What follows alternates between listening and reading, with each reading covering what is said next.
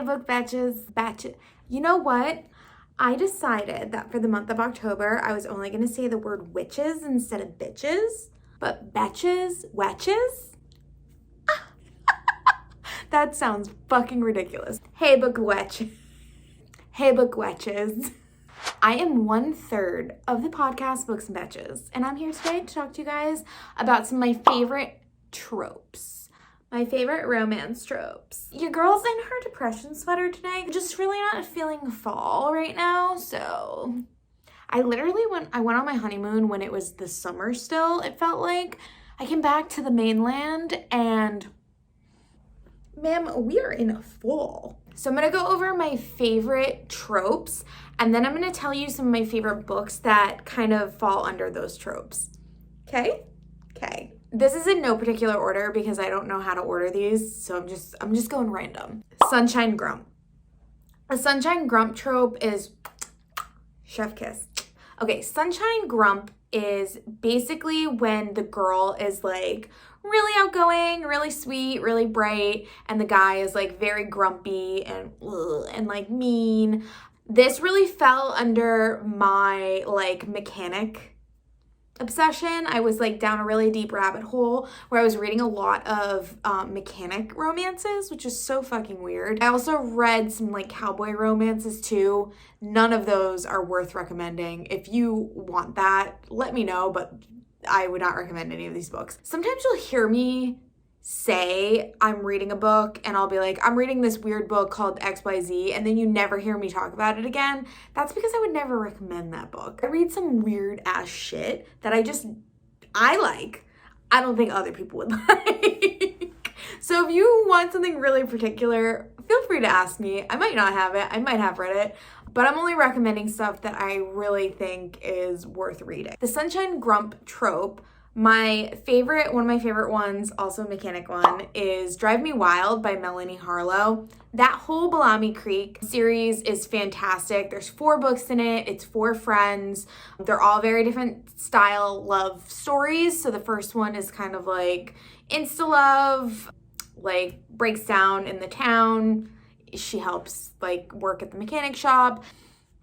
All fantastic, all have like their place in my heart. All, I would say 4.5 to 5-star reads for the most part. Really, really awesome series. I've read some of her other stuff. It's good. It's good. This is definitely her best series. I really like The Wall of Winnipeg. Maria's reading it right now and she's complaining about it on the story, which is fine. Wall of Winnipeg is super slow burn. It is insanely slow burn. I still like it a lot. I don't really like slow burns. I think it paid off. I think it was interesting. I liked reading about the characters. I was invested, and it's a Kindle Unlimited read, so can't complain about free. Wait With Me by Amy Dawes. This is another mechanic one, and I freaking love it. I love it. I love this book. I love this book because it's based on a true story. So when she was writing this book, she was in a mechanic shop and she could only write in the mechanic shop. She like had writer's block anywhere else. And I don't think she actually fell in love inside the mechanic shop that she wrote in, but the idea of this book was birthed in this mechanic shop and they embraced her, which was really cute. Those are my top Sunshine Grump ones. I also really like The Gravity of Us by Brittany Sherry. That one's a little bit over recommended though. Another one of my favorite tropes is the small town trope, which is basically just a romance in a small town. Usually it's set in a series. There's usually a series of either brothers, sisters, friends, what have you. Maybe it's just like people in the town. I love these fucking series. I eat them up. I've read so many of them. Some are better than others. A lot of times they're like solid 4s in my book. So my favorite ones are Miles Family by Claire Kingsley. So my favorite 2 are Hidden Miles and Reckless Miles. I don't remember which one's in the series, but those are my 2 favorite ones. They're all 4-star and above. Some I liked more than others. You're gonna get that in a series anyways, but yes, loved that series. The Jetty Beach series is fucking amazing. I think that's also by Claire Kingsley. great series. And I love these books because they're short.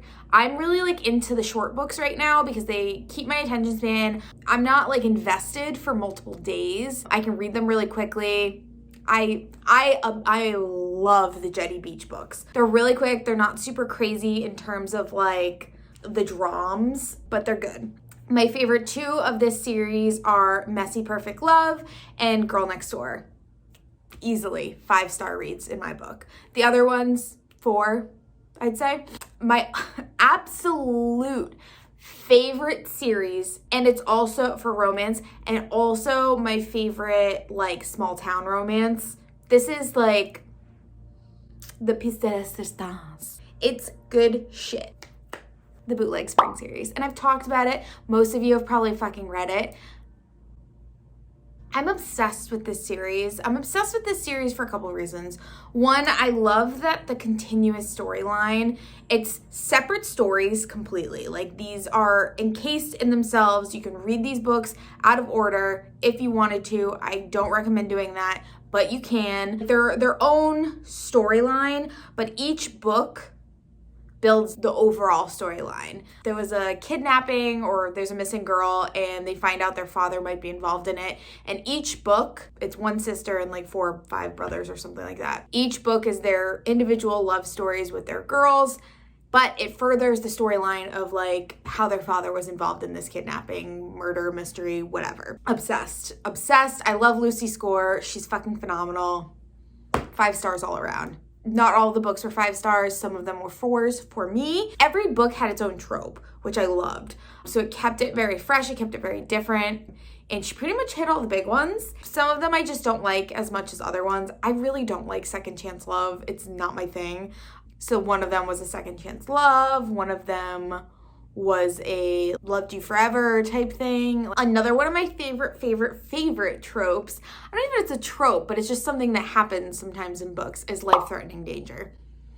I fucking eat it up. Anytime the girl or the guy or anybody is just like, there's a situation where they might die, doesn't matter if it's a serial killer or a fucking car accident or an overdose. It literally does not matter. I love life-threatening danger in books. I think my favorite genre really is like the urban fantasy because it kind of encapsulates all of that. It usually has a romance aspect. It usually has like some type of danger. I think that's also why I like fantasy. I don't know, whatever. So my favorite life-threatening romances are definitely Protecting What's Mine by Lucy Score.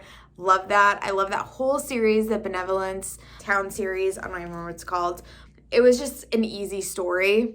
They're quick reads. They're Kindle Unlimited. Like, there's nothing fucking better. Another one that probably is not on your TBR. It's not a super well-known series, but it's called Captain Rourke. And it's not a straight-up romance because it's definitely has a mystical element. It's not a fantasy because it's really set in the real world. Basically, the girl is cursed and her grandfather was like deemed as crazy, and he was like, no, there's a cure, there's a cure, there's a cure. And he thought the cure was like at the bottom of this like abandoned ship. So she goes to like the Bahamas to try to get a pirate to help her like find this treasure. It's really, really cool. Like, it's like different in that way. It's good. It's interesting. It's weird. There's romance in it. Life-threatening danger. We're here for it. Love it. It's by Helena Newberry. She also has another book that I really, really liked, also in this trope, which was Alaska Wild. Again, just another one that's kind of like a little bit different from what you're normally getting for recommendations. Another favorite trope. I have to leave you in order to protect you.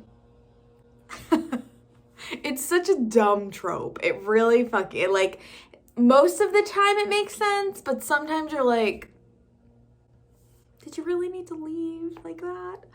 Favorite one of this is definitely Exodus by Kate Stewart. You find out he had to leave her in the 3rd book, which also another one, The Finish Line, was an extended epilogue. It's like a 400 or 500 page epilogue. Ma'am. The Crossfire series, like, come the fuck on. Sylvia Day, this is OG. If you have not read the Crossfire series and you are a romance reader, this is this is the original 50 Shades. This is the better 50 Shades. This is definitely a series that you have to buy, which kind of sucks, worth all of the money. Another have to leave you to protect you, flight risk. Loved her all along. Oh, he loved her this whole time. My favorite of this trope is easy, forever never. He loved her the whole time. I'm also bringing in a romance book that is a fantasy, has vampires, very light in the fantasy world. I'm bringing it up because some of you guys kind of like dabbling in the vampire realm. And I do think it's a really easy step into the fantasy world if you're interested in a fantasy romance. The Transfusion series by Stephanie Hudson. There's quite a few of these books. I actually haven't gotten through all of them, but the first couple were very, very enjoyable and I really like them a lot. I will eventually finish the series. I don't know when.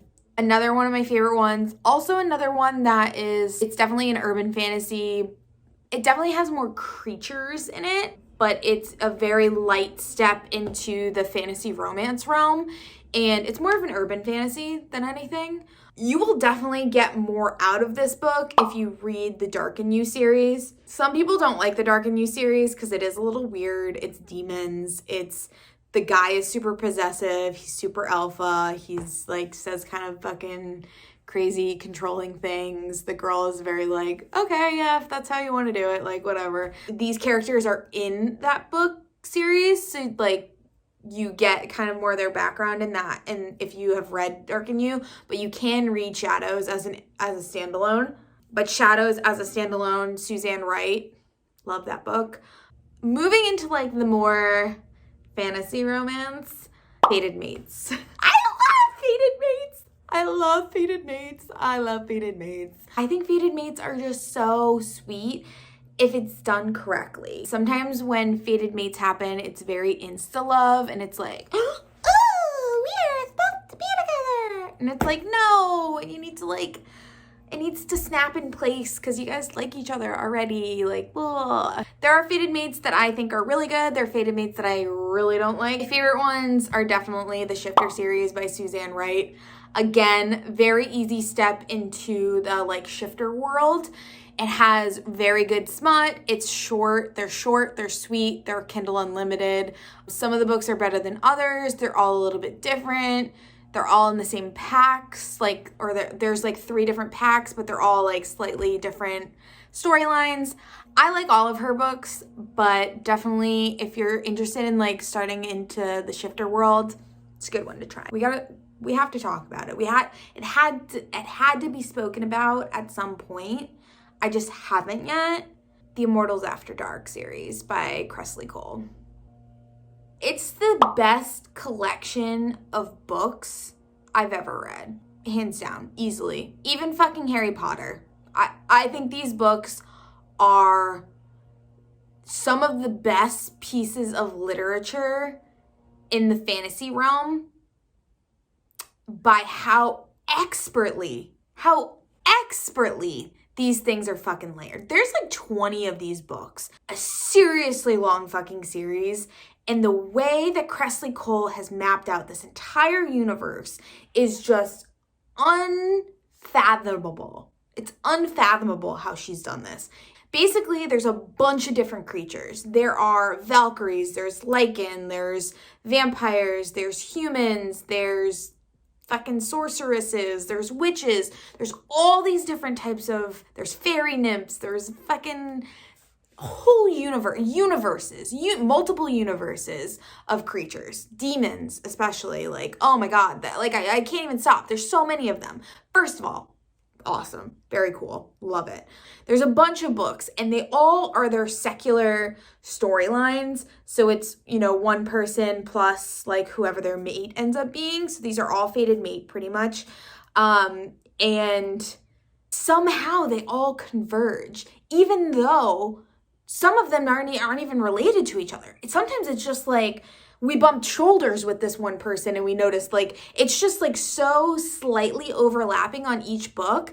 There was one book at the beginning, I don't remember, I couldn't tell you what the names of any of these books are. One book in the beginning where they're like on a quest and they are with a bunch of people. And then like 3 or 4 books later in the series, this guy like runs into this group that was on the quest. And it's like the details just sync up so magically. And I'm like, how did you do this? And some of them are like very important details for the storyline in the individual books, but like, it's just crazy how she like layered all of these books. Like I'm so insanely impressed. And every single one of these books has ample smut, not too much, not too little. It's usually a pretty like, it's not always enemies to lovers, but there's usually a lot of conflict at the beginning.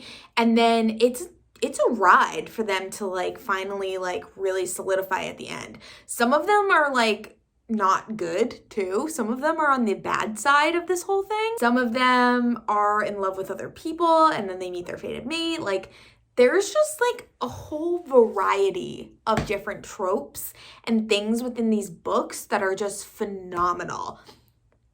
I would also like to mention that I did read some of these books, read some of these books, but I also listened to a bunch of them too. And they are the best audiobooks to listen to, hands down. Hands down, no questions, done. We are done. Done. The guy who narrates these books needs an Oscar. I don't know what the equivalent is for audiobook awards. Is it an Emmy? I don't know. Some of my favorite of the Immortal After Dark series, if you're not sure where to start, you can always start at the beginning with A Hunger Not Like No Other. Very, very solid read. Love that book. I think it's an easy start to the whole thing. It's a little weird if you're not used to reading that genre, but power through it. Like you'll end up, I think you'll like it after you read it, or maybe the second time you read it. Okay, so these are some of my favorite ones from the Immortal After Dark series. No Rest for the Wicked, Demon from the Dark, Kiss of a Demon King, McGreeve, Dreams of a Dark Warrior. I also fucking love Lothair. So my last and final trope is male suffering. Is that a trope? Male suffering? I just love when the guy grovels, like for multiple chapters, like grovel. Crawl on your fucking knees for me, baby. The grovel level needs to be at least like a level 8. 8 out of 10. Like we're talking about immaculate suffering. Crying, not being able to like move on the ground. We're talking about like existential dread, like not being able to go to work, obsessive. That's what I like. I like to see the guy not be able to function after he's broken up with his girl. Yeah. My favorite one of this is by a thread. I don't want to ruin it, but he definitely grovels a lot and I love it. Exodus Finish Line.